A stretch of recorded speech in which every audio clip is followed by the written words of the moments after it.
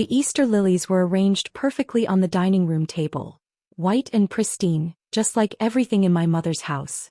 Crystal stemware caught the spring sunlight streaming through floor-to-ceiling windows.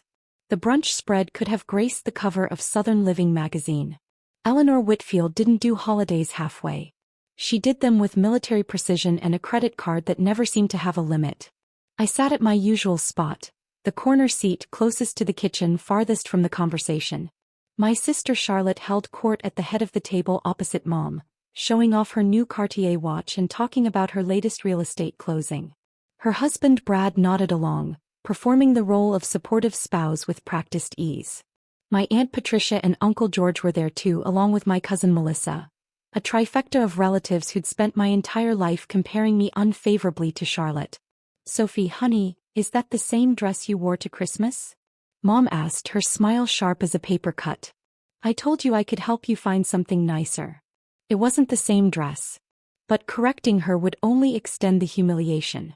"Leave her alone, Eleanor," Dad said quietly from his end of the table. He was the only one who ever defended me, though his defenses were always soft and easily overruled. Mom waved him off like a persistent fly and turned back to Charlotte. "Tell everyone about the Hamptons house, darling. The one you're listing for $12 million. I reached for my mimosa and prepared for another holiday of invisibility. Growing up Whitfield meant understanding the family hierarchy before you could spell your own name. Charlotte was the golden child. Born first, born beautiful, born with the innate understanding that the world would bend to her will. I came 4 years later, an afterthought with mousy brown hair and a tendency to read books in the corner instead of charming guests. Mom had already invested everything in Charlotte. I was just there. The differences were catalogued from birth. Charlotte's baby book was a leather-bound album with professional photographs and detailed milestones. Mine was a drugstore notebook half-filled. Charlotte's first words, first steps, first everything were celebrated with parties and phone trees. Mine were noted with absent nods and, "That's nice, honey." Charlotte got the debutante ball, the sorority connections, the internship at the prestigious real estate firm. I got hand-me-down expectations and the constant reminder that I'd never measure up. "Why can't you be more like your sister?" became the question that defined my childhood. The worst part was that Charlotte wasn't even cruel on purpose. She was simply oblivious, so secure in her position that she never noticed the damage her shadow caused.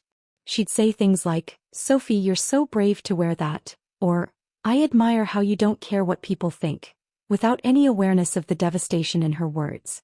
Mom was different. Mom was deliberate. Eleanor Whitfield had built her identity around being the mother of a success story. When Charlotte graduated summa cum laude, Mom threw a party. When I graduated with honors, not summa, just regular honors, Mom forgot to order the cake. "It slipped my mind," she said when I asked. There was so much going on with Charlotte's grad school applications. Charlotte wasn't even applying to grad school that year. She was too busy being perfect without additional credentials. When Charlotte's real estate career took off, Mom framed her first big commission check and hung it in the living room. When I started my own business, a small financial consulting firm, Mom asked if I was sure I wouldn't rather get a real job. The business was my rebellion and my salvation.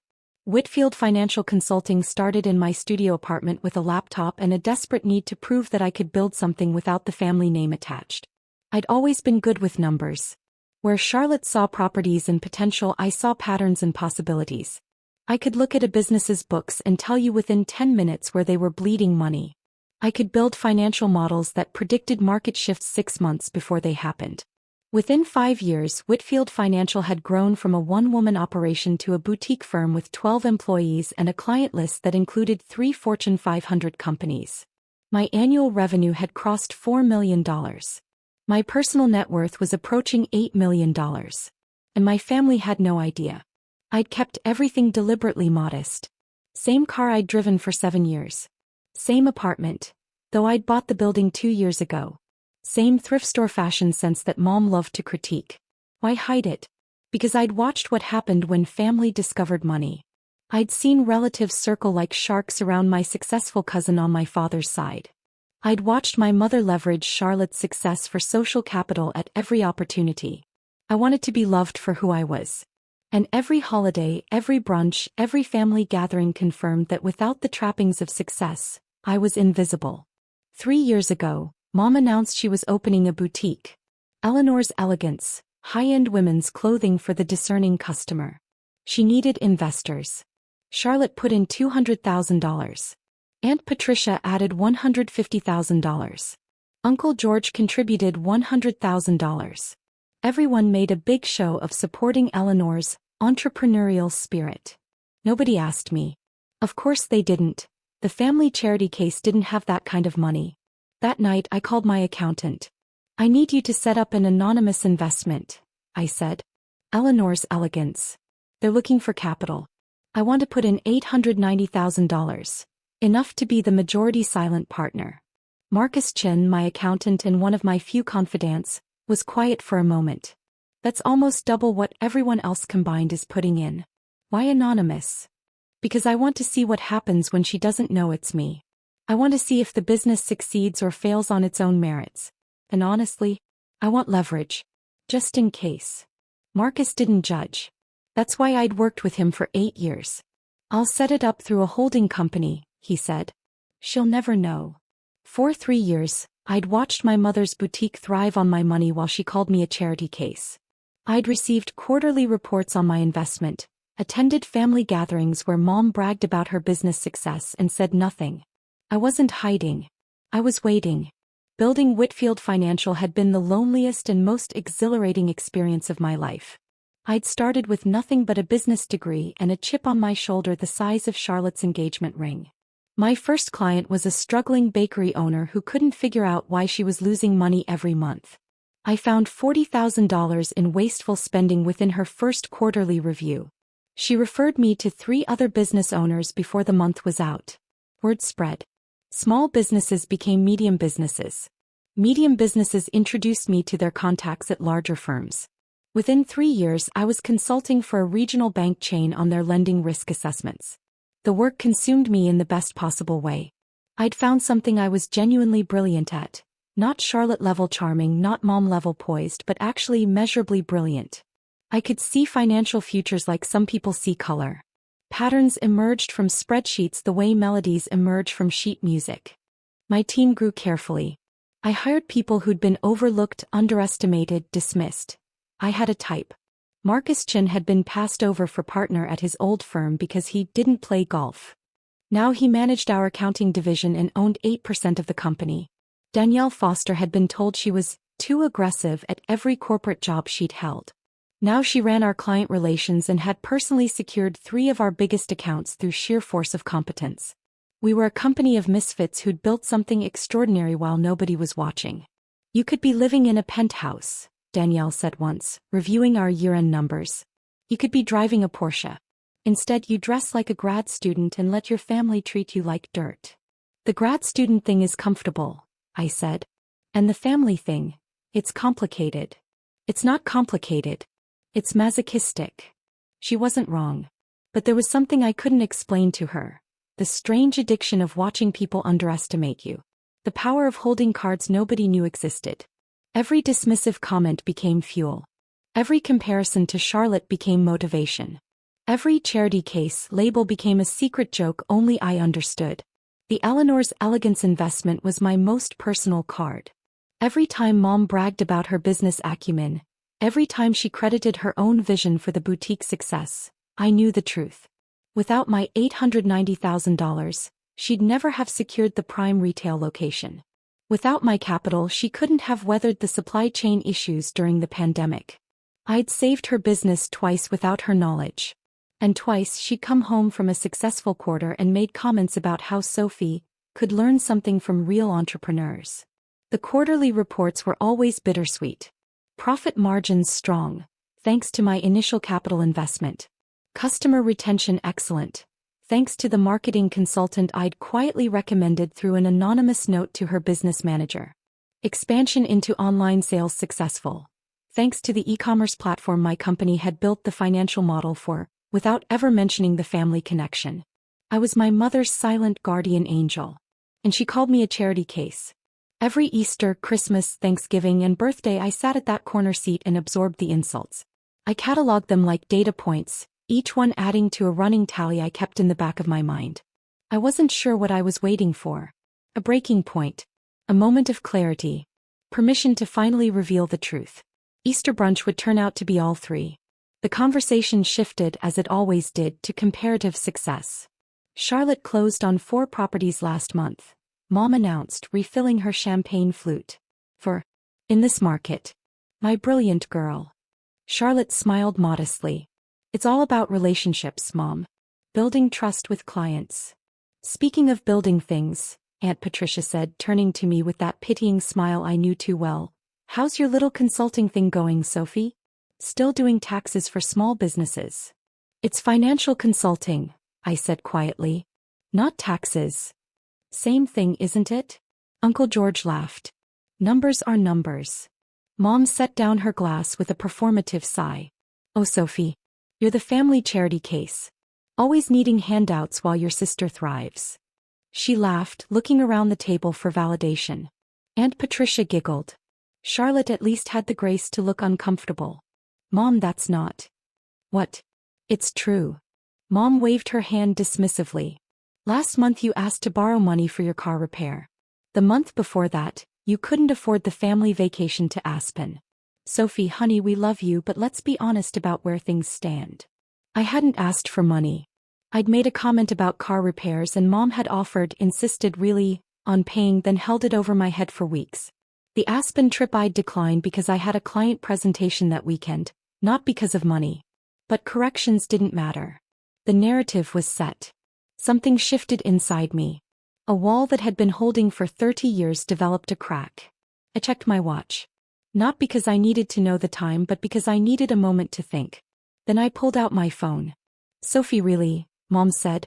Phones at the table? That's exactly the kind of thing that holds you back professionally. I typed a text to Marcus. Withdraw silent partnership from Eleanor's elegance. All of it. Effective immediately. I pressed send. 30 seconds later, Mom's business phone started buzzing in her purse. Mom frowned at the interruption, pulling out her phone with obvious irritation. It's the boutique's accountant, she muttered. On Easter Sunday. This better be important. She stepped away from the table, phone pressed to her ear. I watched her pace by the window, her posture shifting from annoyed to confused to alarmed. What do you mean, withdrawing? Her voice carried across the room. The silent partner? Now. Charlotte looked up from her phone. What's happening? Mom returned to the table, her face pale beneath her carefully applied makeup. There's a problem at the boutique. Our primary investor, the silent partner, is pulling out their entire stake. Almost $900,000. That's insane, Uncle George said. Who would do that without warning? I don't know. I've never even met them. Mom was scrolling through her phone, panic edging into her voice. Everything went through lawyers and holding companies. They were just there. Reliable. Never asked questions. Can they do that? Charlotte asked. Just pull out. Apparently there's a clause in the partnership agreement. Withdrawal with 30 days notice for any reason. Mom's hands were shaking. But why now? We just had our best quarter ever. My phone buzzed. Marcus. Done. They're going to start making calls. You sure about this? I typed back, I'm sure. Dad was watching me with an expression I couldn't quite read. He'd always been more observant than the others. Maybe he sensed something was off. Eleanor, he said quietly, how much of the business does this silent partner own? 63%. Mom's voice cracked. They're the majority stakeholder. Aunt Patricia gasped. You let someone own 63% of your business without knowing who they are? The money was good. The terms were favorable. They never interfered. Mom was fully panicking now. Charlotte, call your lawyer. Uncle George, you know people in finance. I know people in finance, I said quietly. Everyone turned to look at me. Mom actually laughed. Sophie, honey, this isn't a small business tax problem. This is serious money. I know exactly how serious it is. I set down my mimosa. The withdrawing investor is Cypress Holdings LLC. It's a shell company registered in Delaware, managed through a law firm in Manhattan. Mom stared at me. How do you know that? Because I created Cypress Holdings LLC 3 years ago. To invest in your boutique. The silence that followed was absolute. Even the birds outside seemed to stop singing. Charlotte's mouth fell open. Uncle George froze with his fork halfway to his mouth. Aunt Patricia made a small choking sound. Mom shook her head slowly. That's not possible. You don't have that kind of money. You're the family charity case? I finished. Yes. You've mentioned that. Multiple times. For multiple years. While I've been secretly funding your entire business. Sophie. Dad's voice was thick. Is this true? I pulled out my phone and opened my portfolio app. Whitfield Financial Consulting. That's my company. Not a little consulting thing. A boutique firm with 12 employees, $4.2 million in annual revenue, and a client list that includes regional banks and Fortune 500 companies. I slid the phone across the table to my mother. Current valuation, $12 million. My personal net worth is just over $8 million. Mom picked up the phone with trembling hands. She scrolled through the screens, the company website, the financial statements, the press mentions. Her face cycled through disbelief, confusion, and something that might have been fear. This can't be right. She looked up at me with wild eyes. You live in that tiny apartment. You drive that old car. You wear clothes from Target. I own that apartment building, I said calmly. All 6 units. The car is a choice, I like it. And there's nothing wrong with Target. But why? Charlotte's voice was barely a whisper. Why would you hide this? I turned to my sister, the one I'd spent my whole life being compared to, always unfavorably. Because I wanted to know if anyone would value me without the money. Without the success. Without the achievements to wave around. I gestured at the elegant dining room. I spent 30 years watching this family measure worth in dollars and square footage. I wanted to see what I was worth to you when I had neither. And? Dad asked quietly. And I was worth nothing. The words came out flat, factual. Every family gathering I was ignored or insulted. Every achievement I mentioned was dismissed. Every time I tried to participate I was pushed to the corner. Literally. I pointed at my seat. The kids' spot. I'm 34 years old and you still seat me at the kids' end of the table. Mom found her voice. Sophie, that's not, we didn't mean. You called me a charity case 15 minutes ago. My voice was steady. In front of everyone. You laughed about it. Aunt Patricia giggled. Nobody defended me except Dad, and even he just asked you to leave me alone. Like I'm an annoyance to be tolerated, not a person to be valued. The tears in my mother's eyes might have moved me once. Today they just looked like performance. I invested $890,000 in your boutique, I continued. I saved your business during the pandemic when your cash flow collapsed. I recommended consultants who improved your profit margins by 23%. I did all of that anonymously because I knew that if you found out it was me, you'd find a way to minimize it. To credit yourself. To explain why it didn't really count. Sophie, please. Mom's voice cracked. You can't withdraw that money. The business will collapse. No, it won't. I shook my head. You'll have to find new investors. You'll probably have to downsize. You might have to close the second location. But the core business can survive, if you make smart decisions. Then why are you doing this? Charlotte demanded. If you're so successful, why take it out on Mom? I turned to my sister. Because she called me a charity case. For the 100th time. And I realized I was waiting for something that was never going to come. Recognition, respect, a seat at the adult table. I was waiting for her to see me without proof of my worth. I stood up from my corner seat. That's never going to happen. So I'm done waiting. I walked toward the door, then paused. The withdrawal has a 30-day notice period. Use it wisely. Find other investors, restructure your debt, whatever you need to do. I looked at my mother one last time. I won't be at the next family gathering. Or the one after that. When you're ready to treat me like family instead of a failure, you know how to reach me. Mom stood up, her chair scraping loudly against the floor. You can't just leave. We're not done discussing this. Actually, we are, I said. For 30 years, you've controlled every conversation in this family. You've decided who matters and who doesn't. You've distributed love and attention like a currency, and I've always come up short. I turned to face her fully. That ends today.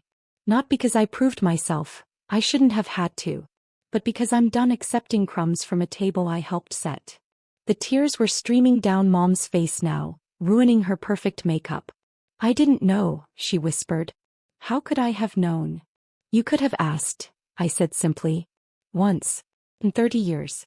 You could have asked what I was building, what I cared about, who I was becoming. You never did. Sophie. Dad stood up, his chair scraping against the hardwood. Wait. I paused. I'm proud of you, he said, his voice rough. I should have said it before. I should have said it every day. I'm proud of who you are, with or without the money. It was the first time anyone in my family had said those words to me without qualifications. Thank you, Dad. I nodded at him. You can come visit. Just you. Anytime. I walked out, leaving the Easter lilies pristine and my family in ruins. The fallout was immediate and messy. By Monday morning, the news had spread through the extended family. My phone lit up with texts and calls. Some accusatory, some curious, a few surprisingly supportive. I responded to none of them. Mom's boutique scrambled to find replacement funding. She called every investor she knew, leveraged every social connection, but the terms she received were nowhere near as favorable as mine had been.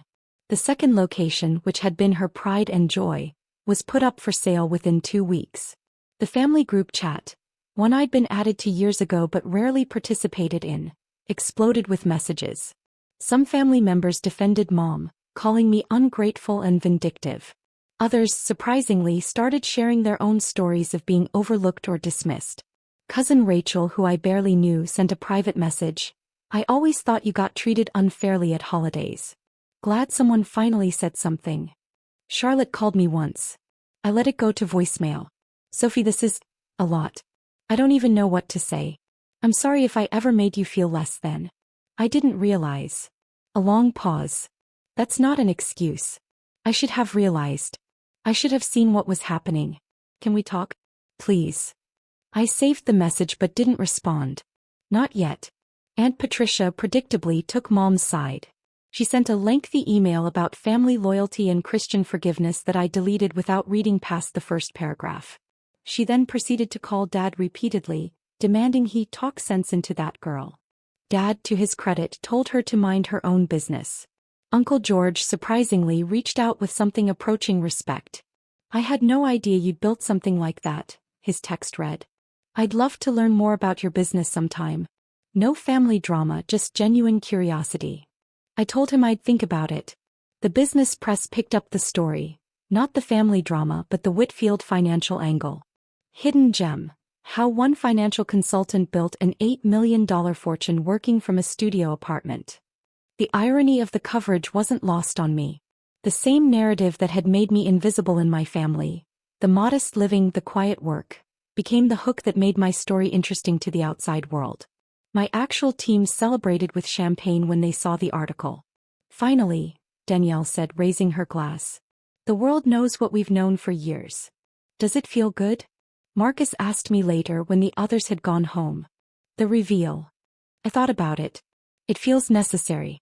Whether it feels good. I'm still figuring that out. Mom texted 3 times. The first was angry. How could you do this to your own mother? The second was pleading. The boutique is everything to me. Please reconsider. The third was just 2 words. I'm sorry. I didn't respond to any of them. Not because I was being cruel but because I knew that responding now would undo everything. She needed to sit with the consequences. We all did. 6 months later I bought a house. Not a mansion. A craftsman cottage with a garden and a home office with enough room for my growing team's occasional meetings. It was modest by my means but felt enormous after years of deliberate minimalism. Dad helped me move in. Just Dad, as I'd promised. We spent a Saturday carrying boxes and assembling furniture, talking more than we had in years. Your mother cried for a week, he said, handing me a screwdriver. After Easter. I know. She's starting to understand, I think. How much she missed. How much damage she caused. He paused. She saved every quarterly report from your investment. Did you know that? She just found out they were all from you. She's been reading them over and over. I didn't know what to do with that information, so I filed it away for later. The boutique survived, Dad continued. Smaller but surviving. She had to close the second location, but the main store is doing okay. She actually learned to run it more efficiently. Says she wishes she'd done that years ago. Good, I said. And I meant it. I'd never wanted to destroy her business, just to stop being destroyed by her indifference. Charlotte reached out again 3 months after Easter. A real letter this time, handwritten and hesitant. She apologized for years of passive cruelty, for never noticing my struggles, for accepting the family narrative without question. She asked if we could start over, not as the golden child and the disappointment, but as sisters. I agreed to coffee. It was awkward and tearful and not remotely fixed, but it was a beginning. I didn't realize how much I benefited from being the favorite, Charlotte admitted over lattes. I thought I'd earned everything I had. It never occurred to me that the system was rigged in my favor from the start.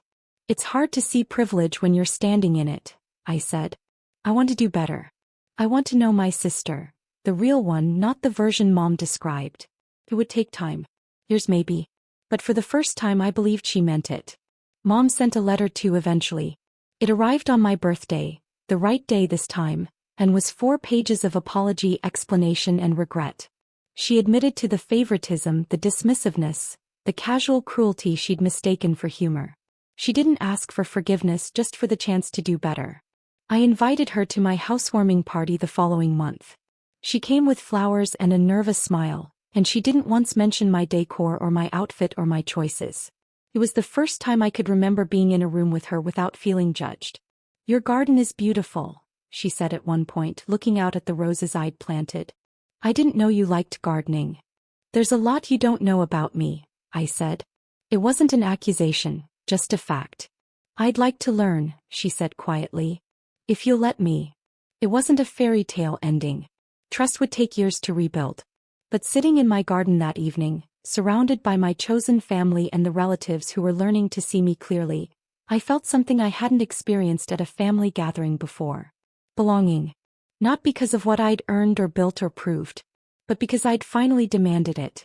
Danielle found me by the rose bushes, glass of wine in hand. "How do you feel?" she asked. I looked around at the garden, the house, the people learning to love me correctly. "Like I finally cashed out at the right time," I said. She laughed. "That's the most you thing you've ever said." Maybe it was. But for the first time, being the most me felt like exactly enough.